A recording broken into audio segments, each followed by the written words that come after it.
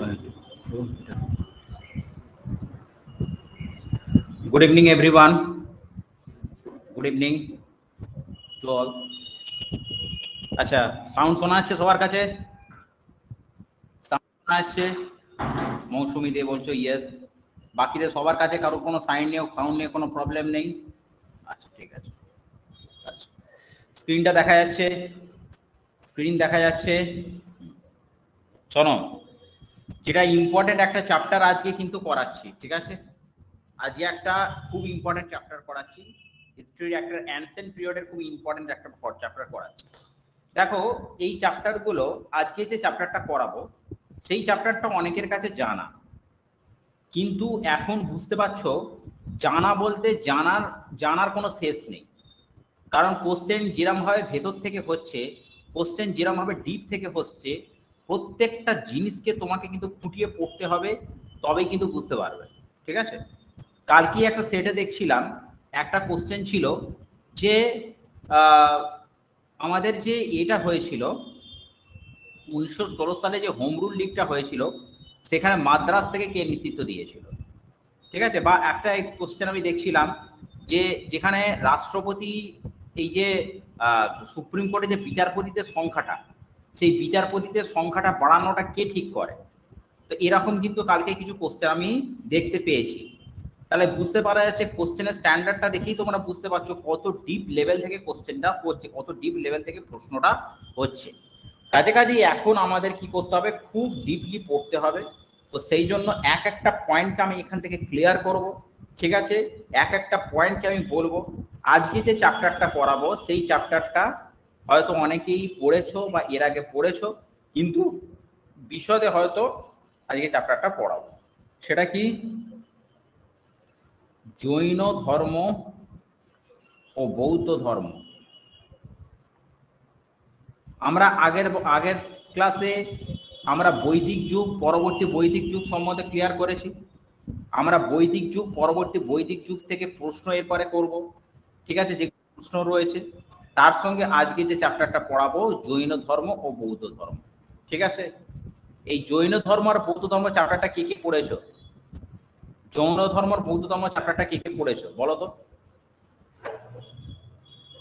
কার কার পড়া আছে ভালো করে?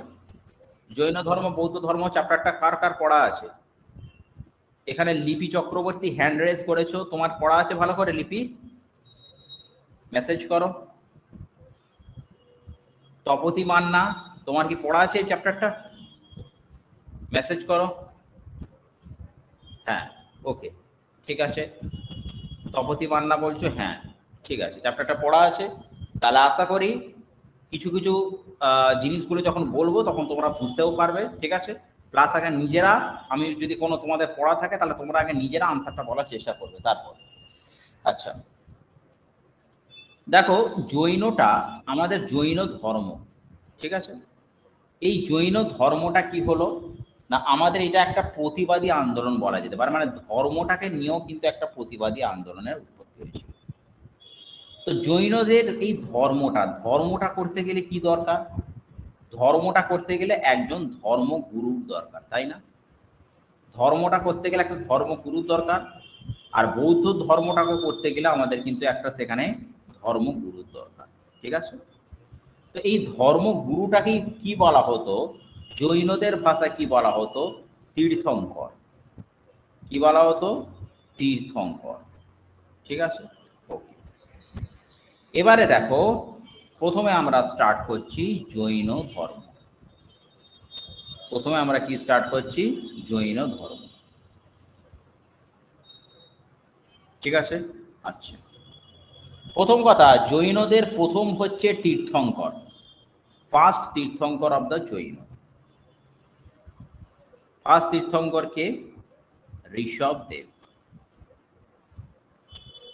ঠিক আছে? এই ঋষভদেবের নাম কোথা থেকে আমরা পাই? লিপি বলতে পারবে? প্রথম যে তীর্থঙ্কর ঋষভদেব, এই ঋষভদেবের নাম আমরা কোথা থেকে পাই? আমরা জানতে পারলাম কি করে ঋষভদেব আছে?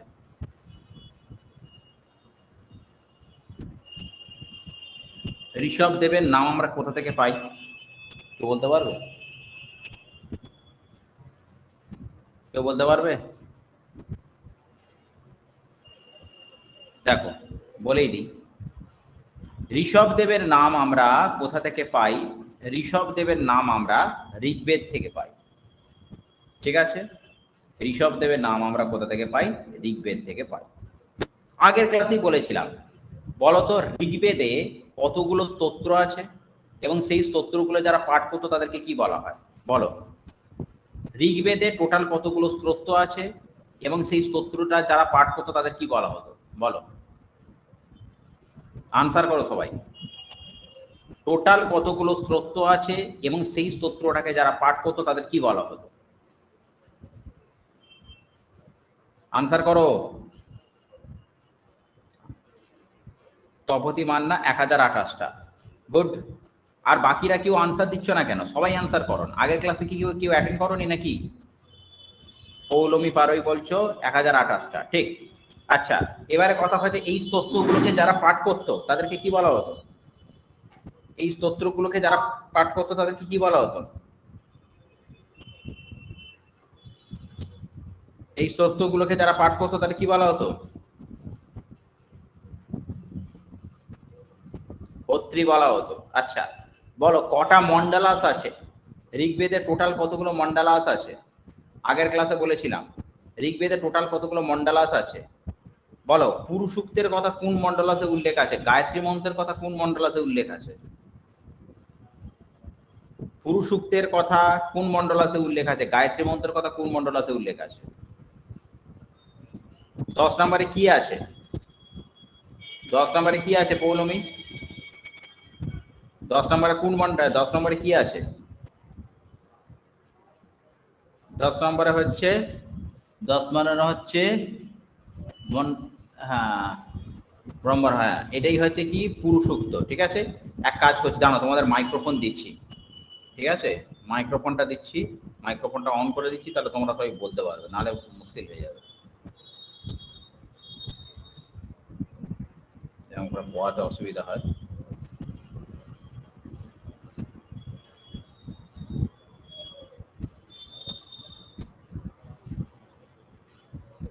চলো, তোমাদের মাইক্রোফোন দিয়েছি, নিজেরা যে যারা আনমিউট করে কথা বলবে। ঠিক আছে। আচ্ছা, গায়ত্রী মন্ত্রের কথা কোন কোন মন্ডলাসে উল্লেখ আছে? বলো, গায়ত্রী মন্ত্রের কথা কোন মন্ডলাসে বলা আছে? চটপট বলো, চটপট বলো, এটা বেশিক্ষণ, আমি জাস্ট একবার রিভাইজ করার জন্য। চটপট বলো। কিছু শোনা যাচ্ছে না পৌলমী, পৌলমী তোমার কথা কিছু শোনা যাচ্ছে না।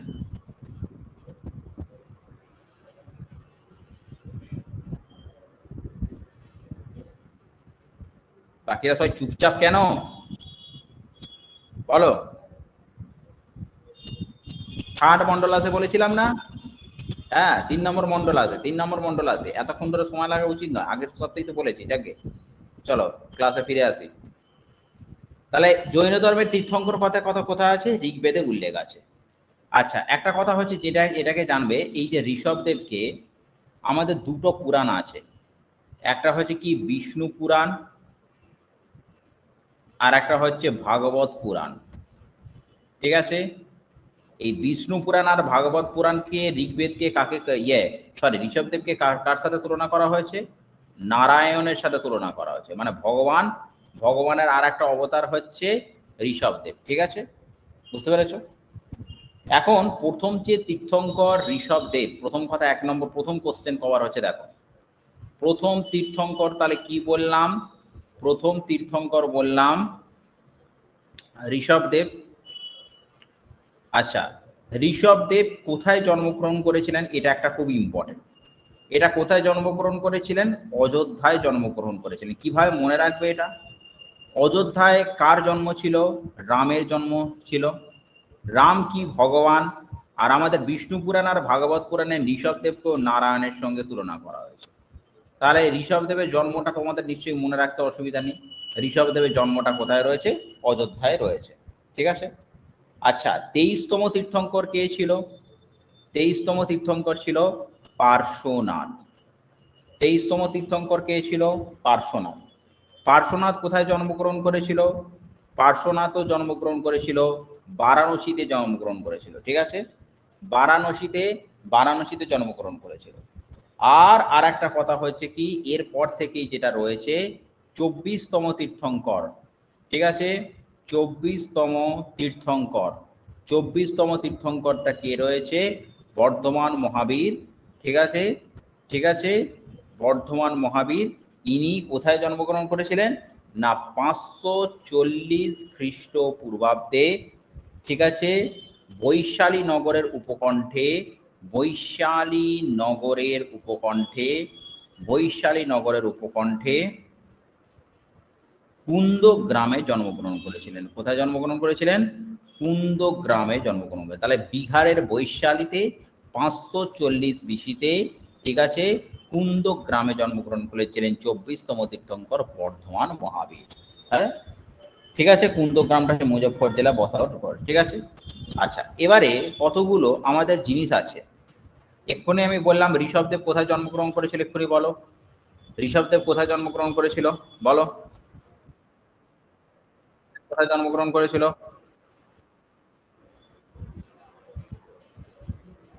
ঋষভদেব কোথায় জন্মগ্রহণ করেছিল বলো? লিপি তোমার, আচ্ছা সবার সাউন্ডটা শোনা যাচ্ছে না কেন বলো তো, কি হলো?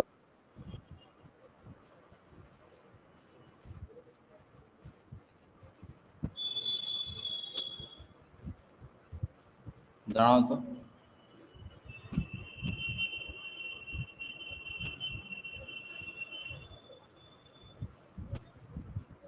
টার্ন অন মাইক্রোফোন, এ তো ঠিকই আছে, টার্ন অন দেয়ার ভিডিও ঠিকই তো আছে। ঠিক আছে, তোমরা শুনতে পাচ্ছ ঠিক আছে, কিন্তু আমি আমি তোমাদের কথা কেন শুনতে পাচ্ছি না, এটাই হচ্ছে ব্যাপার। আমি তোমাদের কথা তো শোনা উচিত।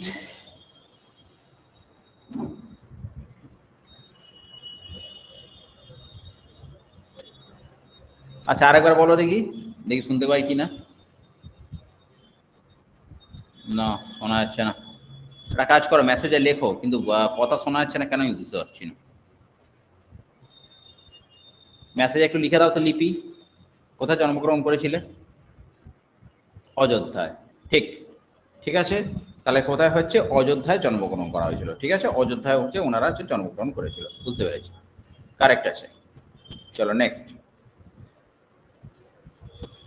আচ্ছা, তাহলে কি হচ্ছে? ঋষভদেব হচ্ছে অযোধ্যায় জন্মগ্রহণ করেছিল। 23তম তীর্থঙ্কর ছিল পার্শ্বনাথ। পার্শ্বনাথ কোথায় জন্মগ্রহণ করেছিল? বারাণসীতে জন্মগ্রহণ করেছিল।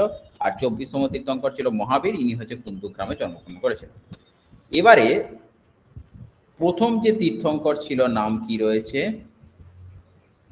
ঋষভদেব।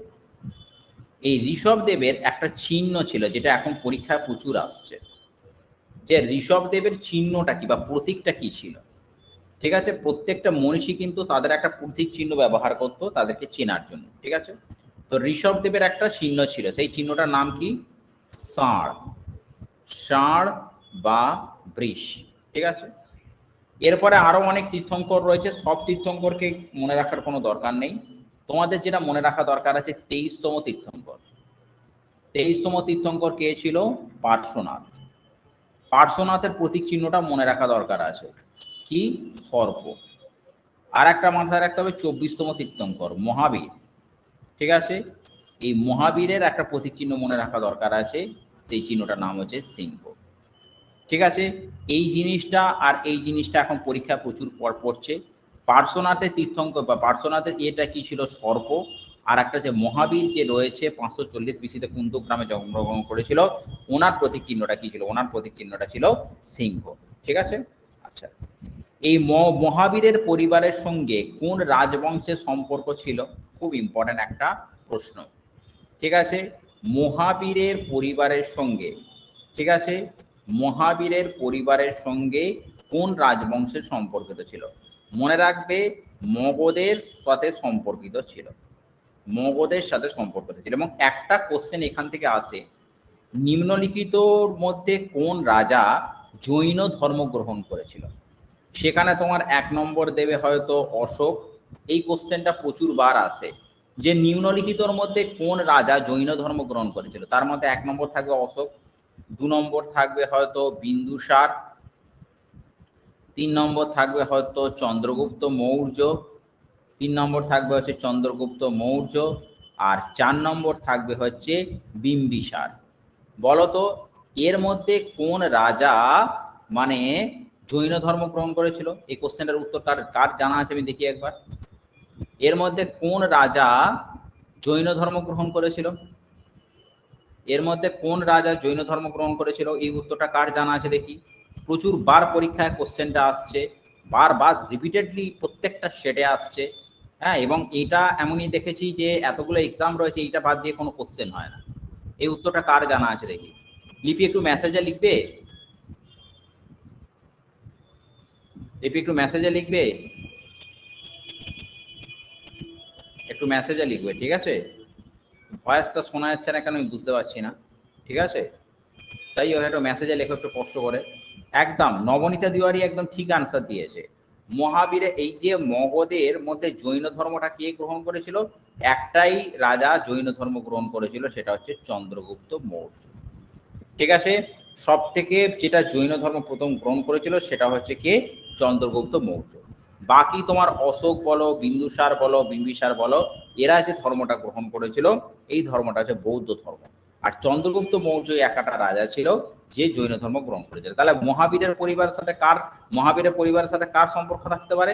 মগধের, কারণ মগধেরই রাজা ছিল কে? চন্দ্রগুপ্ত মৌর্য। ঠিক আছে, তাহলে এটা বুঝতে পারা গেল। আচ্ছা, এবারে কথা হচ্ছে কি যে 30 বছর বয়সে মহাবীর কিন্তু গৃহের জীবনযাপনটা ত্যাগ করেন। এবং তিনি কবে দিব্যজ্ঞান লাভ করেছিলেন? এটা খুব ইম্পর্টেন্ট, ইয়ারটা দিয়ে দেবে। কত বছর বয়সে তিনি দিব্যজ্ঞান লাভ করেছিলেন? কত বছর বয়সে? 42 বছর বয়সে। ঠিক আছে, 42 বছর বয়সে তিনি কি লাভ করেছিলেন? দিব্য জ্ঞান লাভ করেছিলেন। ঠিক আছে, তাহলে কত বছর বয়সে দিব্য জ্ঞান লাভ করেছিলেন? এটা এটা এজটা খুব ইম্পর্টেন্ট। কত বছর বয়সে দিব্য জ্ঞান লাভ করেছিলেন? 42 বছর বয়সে। 42 বছর বয়সে তিনি দিব্যজ্ঞানটা লাভ করেছিলেন। আচ্ছা, এবারে কথা হচ্ছে কি, যখন তিনি দিব্যজ্ঞানটা লাভ করেন, ঠিক আছে, তো এটা তখন তার মোটামুটি হচ্ছে সন্ন্যাস গ্রহণের কত বছরে তিনি এই কৈবল্যটা লাভ করেন? 42 বছর বয়সে তিনি দিব্যজ্ঞানটা লাভ করেছিলেন, কিন্তু তিনি সন্ন্যাসটা যবে থেকে গ্রহণ করেছিলেন তার কত বছর পরে মোটামুটি দিব্যজ্ঞান লাভ করেন এটাও জেনে রাখতে হবে। সন্ন্যাস গ্রহণের, ঠিক আছে, সন্ন্যাস গ্রহণের 13 বছর পর, 13 বছর পর ইনি কিন্তু দিব্য জ্ঞানটা লাভ করেছিলেন। ঠিক আছে, হয়েছে? ঠিক আছে, তাহলে এটা আচ্ছা, দিব্য জ্ঞানটা যে লাভ করেছিলেন সেটা কোথায় লাভ করেছিলেন এটাও ইম্পর্টেন্ট। দিব্য জ্ঞানটা সবটাই তোমাকে খুঁটিয়ে পড়তে হবে। 42 বছর বয়সে দিব্য জ্ঞানটা লাভ করেছিলেন, সন্ন্যাস গ্রহণের 13 বছর পরে তিনি দিব্য জ্ঞানটা লাভ করেছিলেন। এবং কোথায় দিব্য জ্ঞানটা লাভ করেছিলেন মনে রাখবে, পরেশনাথ পাহাড়ের কাছে, সবটা মাথা রাখতে হবে। পাহাড়টার নাম কি? পাহাড়টার নাম হচ্ছে পরেশনাথ পাহাড়। ঠিক আছে, তাহলে পরেশনাথ পাহাড়ের কাছে, ঠিক আছে, জিন্তিক গ্রামের অন্তর্গত, জিন্তিক গ্রামের অন্তর্গত, ঠিক আছে, জিন্তিক গ্রামের উপকণ্ঠে, হ্যাঁ, কোন নদীর ধারে? একটা রিজুপালিকা নদীর ধারে, রিজুপালিকা নদীর ধারে। কোন গাছের নিচে? একটা শাল গাছের নিচে। প্রত্যেকটাই হয়তো তোমাকে হয় নদীর নামটা দিতে পারে, না হলে পাহাড়ের নামটা দিতে পারে, না হলে গ্রামের নামটা দিতে পারে, যে কোনো একটা জায়গা থেকে কিন্তু কোশ্চেন আসে। তাহলে তোমাকে পুরোটা জেনে রাখতে হবে। পরেশনাথ পাহাড়ের কাছে, জিম্বরিক গ্রামের উপকণ্ঠে, রিজু পালিকা নদীর ধারে, একটা তাল গাছের নিচে তিনি দিব্যজ্ঞানটা লাভ করেছিলেন। তাহলে পাহাড়টা কি? পরেশনাথ পাহাড়। গ্রামটা কি? জিন্তিক গ্রাম। নদীটা কি? রিজু পালিকা নদী। এবং একটা শাল গাছে। এখানে যে কোনো একটা জায়গা থেকে কোশ্চেন আসতে পারে যে তিনি কোন নদীর ধারে করেছিলেন, কোন পাহাড়ের কাছে করেছিলেন, কোন গ্রামের কাছে করেছিলেন। তুমি হয়তো নদীটা পড়ে গেলে তোমার কাছে এলো পাহাড়টা, তুমি হয়তো পাহাড়টা পড়ে গেলে তোমার কাছে এলো গ্রামটা। এরকম কিন্তু ঘুরিয়ে ফিরিয়ে কোশ্চেন আসতে পারে। তো কাছাকাছি এটা পুরোটা তোমাকে ভালো করে জানতে হবে। 42 বছর বয়সে সন্ন্যাস গ্রহণের 13 বছর পরে পরেশনাথ পাহাড়ের কাছে জিম্বিক গ্রামের অন্তর্গত রিজুপালিকা নদীর ধারে একটা তাল গাছের নিচে মহাবীর কিন্তু দিব্য জ্ঞানটা লাভ করেছিলেন। ঠিক আছে, এবং এই কৈবল্য লাভের পর বা দিব্য জ্ঞানটা লাভের পর এনার কি নাম হয়েছিল, তারপরেই কিন্তু নাম হয়েছিল মহাবীর। ঠিক আছে, অর্থাৎ শ্রেষ্ঠ বীর। ঠিক আছে, একে তিনটে বলা হতো, মহাবীর বলা হতো, তারপরে জিন বলা হতো, জিন মানে হচ্ছে রিপুজয়ী বলা হতো। ঠিক আছে, এবং হচ্ছে আর একটা কথা, এনাকে কি বলা হতো, নির্গ্রন্থ। নির্গ্রন্থ, নির্গ্রন্থ কেন বলা হতো, নির্গ্রন্থ কেন বলা হতো, কারণ ইনি সংসার বন্ধন থেকে মুক্ত হয়ে গেছিলেন। সংসার, ঠিক আছে, সংসার বন্ধন থেকে মুক্ত হয়ে গেছিলেন। ঠিক আছে, সংসার বন্ধন থেকে মুক্ত হয়েছিলেন। দেখো নির্গ্রন্থ মানে কোনো গ্রন্থ নেই, মানে কি গাঁট নেই, তাহলে সেই জন্য একে সংসার বন্ধন থেকে মুক্ত হয়েছিল। জিন কথাটা মানে কি রিপুজয় এবং মহাবীর। বুঝতে পেরেছো? বলো, এইটুকুর মধ্যে কারোর কোনো অসুবিধা আছে? এইটুকুর মধ্যে কারোর কোনো doubts? Any doubts? Any doubts? Pallabi, Pallabi তো একটু মেসেজে লিখবে বাবু। ক্লিয়ার, মৌসুমী দেব বলছো ক্লিয়ার। আচ্ছা, নো স্যার। তপতি মান্না বলছো নো স্যার। বাকিদের আর কোনো ডাউটস আছে? বাকিদের কোনো ডাউটস আছে? Clear, clear. না, লিপি চক্রবর্তী বলছো না, ঠিক আছে। তাহলে চলো নেক্সট আমরা আরো শুরু করি। ঠিক আছে, এইগুলো যেগুলো বললাম এইগুলো কিন্তু দিমাগে রাখো, আমি কিন্তু কিছুক্ষণ পরেই তোমাদের এটা থেকে কোশ্চেন ধরবো। ঠিক আছে, ঠিক আছে, একদম মনে রাখতে হবে এগুলোকে। ঠিক আছে, আচ্ছা। এবারে কথা হচ্ছে কি, যে একটা কথা হচ্ছে যে এটা তো গেল। এবারে কথা হচ্ছে কি, দেখো জৈনদের অ্যাকচুয়ালি কি ছিল, একটা মেন ছিল, আচ্ছা পার্শ্বনাথের সঙ্গে মহাবীরের যে ব্যাপারটার মধ্যে কি কি ইয়ে ছিল, কি কি পার্থক্য ছিল। প্রথম কথা, পার্শ্বনাথ কি বলতো, পার্শ্বনাথ এদের যে 23তম তীর্থঙ্কর ছিল, পার্শ্বনাথ কি বলতো, পার্শ্বনাথ কি বলতো? পার্শ্বনাথ বলতো যে আমাদের দেহের যে ঊর্ধ্বাঙ্গ, ঠিক আছে, মানে দেহের যে উপরের অংশটা, দেহের ঊর্ধ্বাঙ্গ, আর একটা কি রয়েছে দেহের নিম্নাঙ্গ, মানে আমাদের নিচের অংশটা। ঠিক আছে, এই দেহের ঊর্ধ্বাঙ্গ আর দেহের নিম্নাঙ্গ এই দুটোকে বস্ত্র দিয়ে ঢেকে রাখতে বলেছিল। কিন্তু মহাবীর কি বলেছিলেন, উনি কিন্তু পুরোপুরি বস্ত্র ত্যাগ করবার কথা বলেছিলেন। ঠিক আছে, আচ্ছা, যেটা এটাও একটা ইম্পর্টেন্ট, এখান থেকে একটা ইম্পর্টেন্ট প্লাস হচ্ছে, যেটা আরো একটা ইম্পর্টেন্ট, জৈনদের যে ত্রিরত্ন, ত্রিরত্নটা কি, ঠিক আছে, জৈনদের একটা রত্ন রয়েছে, সেটা হচ্ছে ত্রিরত্ন। ঠিক আছে, এই ত্রিরত্নটা কি রয়েছে, তিনটে জিনিস রয়েছে। একটা হচ্ছে কি সৎ বিশ্বাস, এক নম্বর। দু নম্বর কি রয়েছে, সৎ আচরণ। ঠিক আছে, সৎ বিশ্বাস, তারপরে দু নম্বরটা কি সৎ আচরণ, আর তিন নম্বরটা কি রয়েছে, সৎ জ্ঞান। ঠিক আছে, সৎ বিশ্বাস, সৎ আচরণ, সৎ জ্ঞান। ঠিক আছে, এই হচ্ছে ব্যাপার। সৎ বিশ্বাস মানে কি মহাবীরের শিক্ষায় জ্ঞানের প্রতি বিশ্বাস, হ্যাঁ। তারপরে সৎ জ্ঞানটা রয়েছে যে এই তত্ত্বে ঈশ্বরের যে অস্তিত্ব নেই, পৃথিবীর কোনো স্রষ্টা নেই, সমস্ত বস্তুর মধ্যে একটা আত্মা রয়েছে। এই তিনটে জিনিস হচ্ছে ত্রিরত্ন, সৎ বিশ্বাস, সৎ আচরণ, আর একটা হচ্ছে সৎ জ্ঞান। ঠিক আছে, আচ্ছা। এইবারে একটা কথা হচ্ছে কি, যে এখানে আর একটা ইম্পর্টেন্ট, যে পার্শ্বনাথের ধর্মের মূল মন্ত্র ছিল কিন্তু চারটে। পার্শ্বনাথ ওয়াইজ কিন্তু ধর্মের মূল মন্ত্র কটা ছিল, পার্শ্বনাথ ওয়াইজ ধর্মের মূল মন্ত্র ছিল চারটে। জায়গা এইগুলো থেকে প্রত্যেকটা জায়গা থেকে কোশ্চেন আসে, প্রত্যেকটা জায়গা থেকে কোশ্চেন আসে।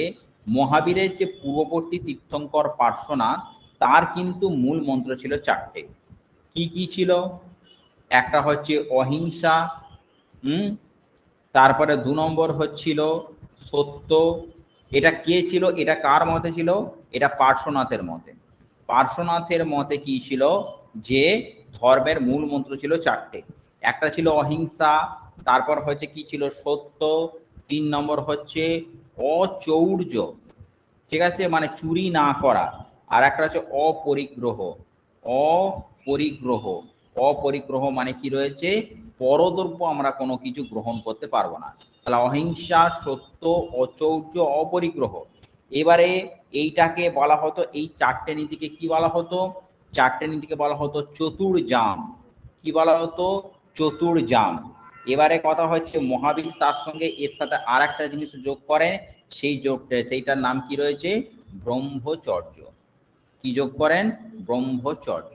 ঠিক আছে, তাহলে টোটাল হচ্ছে 4টে যে নিয়ম ছিল, যেটা আমাদের পার্শ্বনাথ দিয়েছিল, ধর্মের ইয়েটা ছিল 4টে। একটা ছিল অহিংসা ছিল, তারপরে হচ্ছে তোমার সত্য ছিল, তারপরে হচ্ছে তোমার অচৌর্য ছিল, আর একটা হচ্ছে অপরিগ্রহ ছিল। তার সঙ্গে মহাবীর কোনটাকে যোগ করে?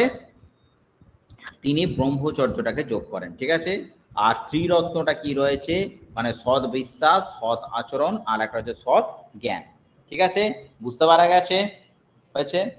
আচ্ছা আচ্ছা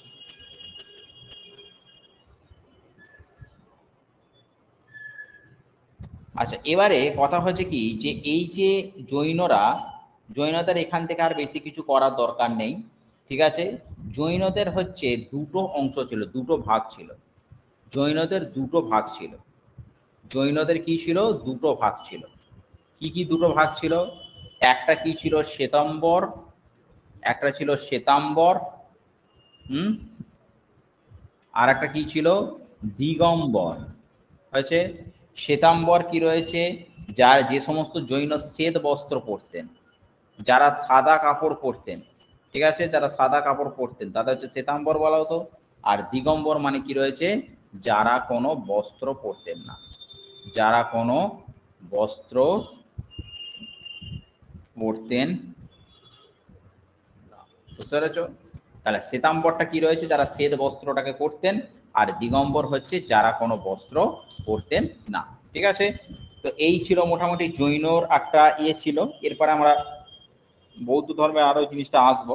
হ্যাঁ, তার আগে বলো যে এই জিনিসটাগুলো তোমাদের কাছে ক্লিয়ার হলো কিনা? এই জিনিসটা ক্লিয়ার হলো সবার কাছে? ক্লিয়ার হলো? ক্লিয়ার হলো? মৌসুমী দেব বলছে ক্লিয়ার। ঠিক আছে, আচ্ছা ঠিক আছে। এবার আমাকে একটা কথা বলো, যে আমি একটা কতগুলো জিনিস হচ্ছি সেটাকে আমাকে একটুখানি বলো। হ্যাঁ, তাহলে বুঝতে পারবো যে মোটামুটি এটা ক্লিয়ার হয়েছে। বলো, মহাবীর যে কৈবল্য জ্ঞানটা লাভ করেছিলেন সেটা কোন গ্রামের অন্তর্গত? সেটা কোন গ্রামের অন্তর্গত? কোন গ্রামের অন্তর্গত? কোন পাহাড়ের কাছে তিনি এই কৈবল্য জ্ঞান লাভ করেছিলেন? জিন্তিক গ্রামের অন্তর্গত। আচ্ছা, কোন পাহাড়ের কাছে? কোন পাহাড়ের কাছে বলো? কোন পাহাড়ের কাছে? কোন পাহাড়ের কাছে? গুড। কোন পাহাড়ের কাছে? পরেশনাথ পাহাড়ের কাছে। আচ্ছা, এবারে বলো, মহাবীরের যে জন্মটা হয়েছিল, সেই জন্মটা হচ্ছে কত সালে হয়েছিল? এই কত খ্রিস্টপূর্বাব্দে হয়েছিল? কত খ্রিস্টপূর্বাব্দে হচ্ছে মহাবীরের জন্ম হয়েছিল? বলো, কত খ্রিস্টপূর্বাব্দে মহাবীরের জন্ম হয়েছিল? আচ্ছা, মহাবীরের, ঠিক আছে, মহাবীরের সিম্বল কি ছিল? মহাবীরের প্রতীক চিহ্ন কি ছিল? বলো, মহাবীরের প্রতীক চিহ্ন কি ছিল? মহাবীরের 540, হ্যাঁ তপতি ঠিকই, তপতি ঠিকই বলেছো। হ্যাঁ, সিংহ ছিল হচ্ছে মহাবীরের পয়ে ছিল। আচ্ছা, এবারে আমাকে বলো, সিংহ। আচ্ছা, পার্শ্বনাথের প্রতীক চিহ্ন কি ছিল? পার্শ্বনাথের প্রতীক চিহ্ন কি ছিল? ইয়েস, পার্শ্বনাথের প্রতীক চিহ্নটা কি ছিল? সর্প। ঠিক আছে, আচ্ছা, এবারে বলো, মহাবীরের সঙ্গে পার্শ্বনাথের কি কি নীতির ছিল, পার্থক্য ছিল? পার্শ্বনাথ কি কি নীতি নিয়ে গেছিল? মানে তার মতে ধর্মের মূল স্তম্ভগুলো কতগুলো ছিল, আর মহাবীর তার সাথে কোনটাকে যোগ করে? বলো, পার্শ্বনাথের মতে ধর্মের মূল স্তম্ভ কতগুলো ছিল, এবং মহাবীর তার সাথে কোনটাকে যোগ করে?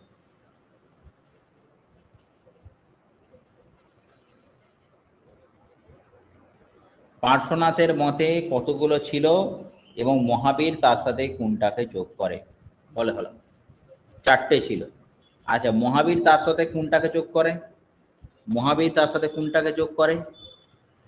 হ্যাঁ,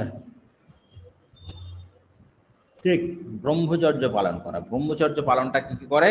মহাবীর হচ্ছে যোগ করে। ঠিক আছে, তাহলে ব্রহ্মচর্য পালনটাকে হচ্ছে মহাবীর তার সাথে হচ্ছে যোগ করে। তাহলে টোটাল হচ্ছে 5টা। ঠিক আছে, চলো, জৈন ধর্ম হয়ে গেল, আর বেশি কিছু নয়। এরপরে এসো গৌতম, এবারে হচ্ছে বৌদ্ধ ধর্ম। ঠিক আছে, এবারে এসো বৌদ্ধ ধর্ম।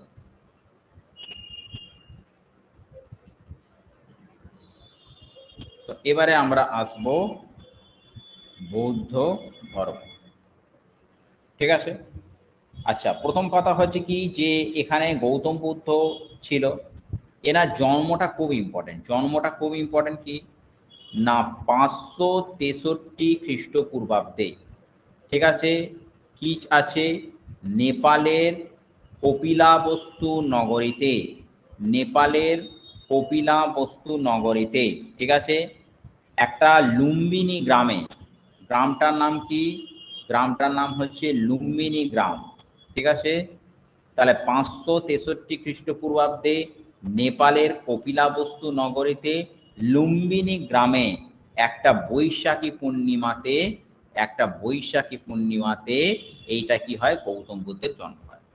আগের বারে একটা সেটে কোশ্চেন ছিল যে গৌতম বুদ্ধের জন্মটা কোথায় হয়, ওখানে কিন্তু কোশ্চেনটার অপশানটা ছিল তোমার এইরকম অপশান ছিল, একটা ছিল কপিলাবস্তু, একটা ছিল হচ্ছে লুম্বিনী, ঠিক আছে, কপিলাবস্তু ছিল, একটা লুম্বিনী ছিল, একটা ছিল হচ্ছে বোধ গয়া, ঠিক আছে, বুদ্ধ গয়া, বোধ গয়া, আর একটা হচ্ছে ছিল 4 নম্বর অপশানটা ছিল নেপাল।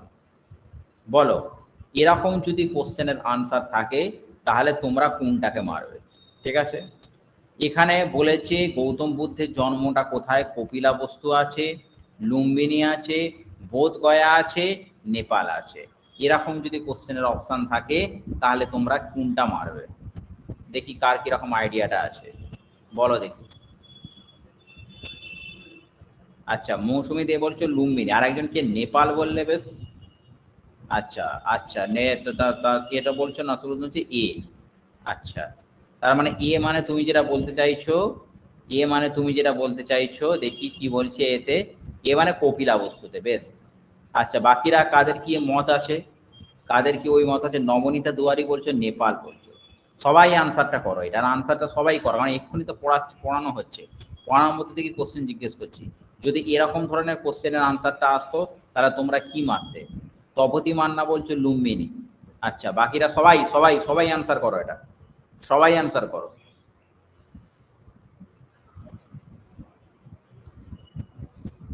সবাই আনসার করো নেপাল। বাকিদের সবাই আনসার করো, সবাই আনসার করো।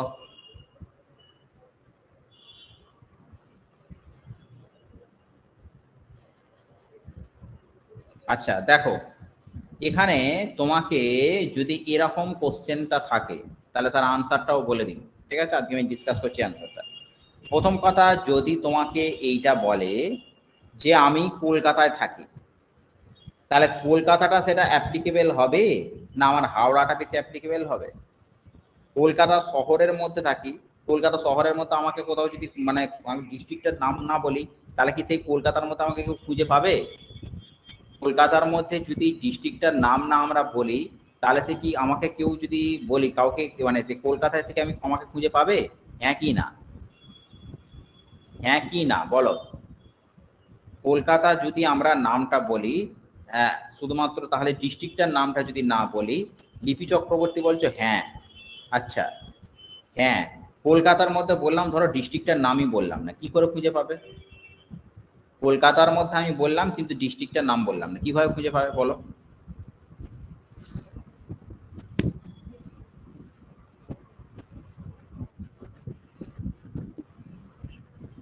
একটু মেসেজে লেখো, মেসেজে লেখো, আমি বুঝতে পারছি না। হ্যাঁ হ্যাঁ, ঠিক। দেখো, আমরা কলকাতার মধ্যে যদি ডিস্ট্রিক্টটার নাম না মেনশন করি না, সেটাকে খুঁজে পাওয়াটা সম্ভব নয়। হ্যাঁ, আচ্ছা না বলেছো, বেশ ঠিক আছে। হ্যাঁ ঠিক, কারণ কথা হয়েছে কি, কলকাতার মধ্যে বললে আমাকে কিন্তু ডিস্ট্রিক্ট, হ্যাঁ হ্যাঁ, কলকাতার মধ্যে বললে আমাকে কিন্তু ডিস্ট্রিক্টটার নাম মেনশন করতে হবে। ঠিক সেই রকম ভাবে এখানে কপিলাবস্তু নগরী রয়েছে, কপিলাবস্তু নগরীর থেকেও কিন্তু ইম্পর্টেন্ট হচ্ছে লুম্বিনী গ্রাম। ঠিক আছে, তাহলে কপিলাবস্তু নগরীতে লুম্বিনী গ্রামে জন্মগ্রহণ করেছিল, তাহলে লুম্বিনীটা বললে কিন্তু সব থেকে বেশি তোমার ওটা অ্যাপ্লিকেবল হবে। ঠিক আছে। আচ্ছা আচ্ছা, এবারে কি হচ্ছে যে ব্যাপারটা হচ্ছে কি বললাম, নেপালের কপিলাবস্তু নগরীতে লুম্বিনী গ্রামে হচ্ছে ইনি জন্মগ্রহণ করেছিলেন এবং এর পিতা ছিল হচ্ছে শাক্য বংশে, একটা ক্ষত্রিয় বংশ ছিল এবং পিতার নাম কি ছিল? পিতার নাম ছিল হচ্ছে শুদ্ধোধন। ঠিক আছে, পিতার নাম ছিল হচ্ছে শুদ্ধোধন আর মাতার নামটা কি ছিল? মাতার নাম ছিল হচ্ছে মহামায়া। ঠিক আছে, মাতার নাম কি ছিল? মহামায়া। হয়েছে। এই মাতা মহামায়া কোথাকার রাজবংশে ছিল? কুশল বংশের ছিল, কৌশল বংশের রাজকন্যা ছিল। সিদ্ধার্থের জন্মের 7 দিন পরেই কিন্তু মহামায়া মারা যায় তার মাতি, এবং তার কোথায় মানুষ হয়েছিল? ইনি গৌতমীর কাছে মানুষ হয়েছিল। ঠিক আছে, আচ্ছা এবারে প্রথম কথা হচ্ছে, এরপরে যেটা খুব ইম্পর্টেন্ট, সিদ্ধার্থের শিক্ষক কে ছিল? সিদ্ধার্থের শিক্ষক ছিল হচ্ছে আলারা কালমা। ঠিক আছে, সিদ্ধার্থের শিক্ষক কে ছিল? আলারা কালমা। সিদ্ধার্থের শিক্ষক কে ছিল? আলারা কালমা। এই আলারা কালমা একজন কে ছিল? একজন সাংখ্য দার্শনিক ছিল। এটা কিন্তু একটা তোমাদের নতুন থাকতে পারে, যে সিদ্ধার্থ গৌতম বুদ্ধের যে ডাক নাম ছিল সিদ্ধার্থ, তার শিক্ষক কে ছিল? তার শিক্ষকটা ছিল আলারা কালমা। ঠিক আছে, এই আলারা কালমা কি ছিল? একজন সাংখ্য দার্শনিক। হয়েছে। 16 বছর বয়সে, ঠিক আছে, 16 বছর বয়সে কার সাথে বিয়ে হয়েছিল? 16 বছর বয়সে যশোধরার সাথে বিয়ে হয়েছিল। যশোদা নয়, যশোধরা। এবং তারপরে 16 বছর বয়সে যশোধরার সাথে বিয়ে হয়েছিল এবং একটা পুত্র সন্তানের জন্ম হয়েছিল। সেই পুত্র সন্তানের নাম কি? রাহুল। ঠিক আছে, পুত্র সন্তানের নাম কি? রাহুল নামে একটা পুত্র সন্তানের জন্ম হয়েছিল। ঠিক আছে, এবং কথা হচ্ছে 29 বছর বয়সে একটা গভীর রাত্রে ইনি দেহত্যাগ করেন। সেইটাকে কি বলা হয়?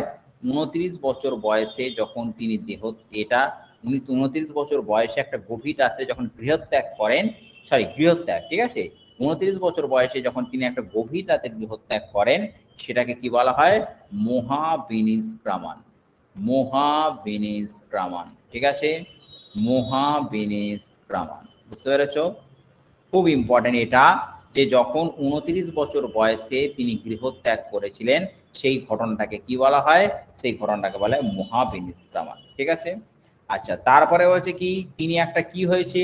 নির্বাণ লাভ করেন। এই নির্বাণ লাভটার কথা, নির্বাণ, পরিনির্বাণ, নির্বাণ, পরিনির্বাণ, মহানির্বাণ, এই ব্যাপারটা অনেকে গুলিয়ে যায়। ঠিক আছে, একটা জিনিস দেখো, আমি এই ব্যাপারটা পুরোপুরি ক্লিয়ার করে দেবো। ঠিক আছে, নির্বাণ, পরিনির্বাণ, মহানির্বাণ, এই যে ব্যাপারটা রয়েছে, এইটাকে কিন্তু একদম পুরোপুরি আমি করে দেবো, কারণ এইটা থেকে আমি দেখেছি অনেক সময় গুলিয়ে যায়। যাই হোক, 35 বছর বয়সে, 35 বছর বয়সে, ঠিক আছে, ইনি কি করেন? অশ্বত্থ গাছের তলায় তিনি কি লাভ করেন? নির্বাণ লাভ করেন। নির্বাণ, আমি কিন্তু একবারও বলিনি যে মানে পরিনির্বাণ লাভ করেন। ঠিক আছে, 35 বছর বয়সে একটা নির্বাণ লাভ করেন। নির্বাণ লাভ যখন করেন তখন থেকেই তিনি কি নাম হয়? বুদ্ধ বা জ্ঞানী। বুদ্ধ বা জ্ঞানী। নির্বাণ লাভ মানে মারা যাওয়া নয়। যখন তিনি 35 বছর বয়সে মানে দিব্য জ্ঞানটা লাভ করেন, যেরকম মহাবীরটা কৈবল্য জ্ঞান লাভ করেছিলেন, ঠিক সেই রকম 35 বছর বয়সে তিনি যখন নির্বাণ লাভ করেন, সেই নির্বাণ লাভটার পরেই এনার নাম হয় বুদ্ধ বা জ্ঞানী। এবং যে গাছটার তলায় বসে উনি এই জ্ঞানটা লাভ করেছিলেন, সেই গাছটাকে কি বলা হয়? সেই গাছটাকে বলা হয় বোধিবৃক্ষ। ঠিক আছে, এবং তিনি কোথায় এই ধর্মটাকে ফার্স্ট প্রচার করেছিলেন? ফার্স্ট কোথায় প্রচার করেছিলেন? বারাণসীর কাছে। কোথায় ধর্মটা প্রচার করেছিলেন? বারাণসীর কাছে হচ্ছে একটা জায়গায় তিনি ধর্মটা প্রচার করেছিলেন। সেই বারাণসীর কাছে ধর্মটাকে প্রচার করেছিলেন বলে ওনাকে কি বলা হয়? ধর্ম, প্রথম হচ্ছে যেখানে ধর্মটা প্রচার করেছিলেন সেটাকে বলা হয় ধর্মচক্র প্রবর্তন। ঠিক আছে, ধর্মচক্র প্রবর্তন। তারপরে কি হয়?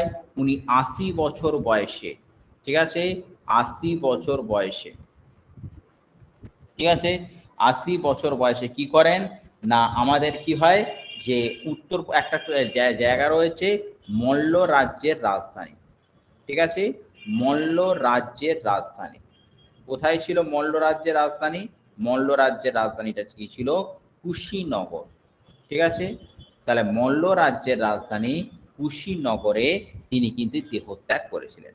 ঠিক আছে, এই এটা কিন্তু খুব ইম্পর্টেন্ট, যে কোথায় তিনি দেহত্যাগটা করেছিলেন না ৮০ বছর বয়সে মল্ল রাজ্যের রাজধানী যে কুশীনগরটা রয়েছে সেই কুশীনগরে কিন্তু উনি দেহত্যাগ করেছিলেন। ঠিক আছে, ওকে।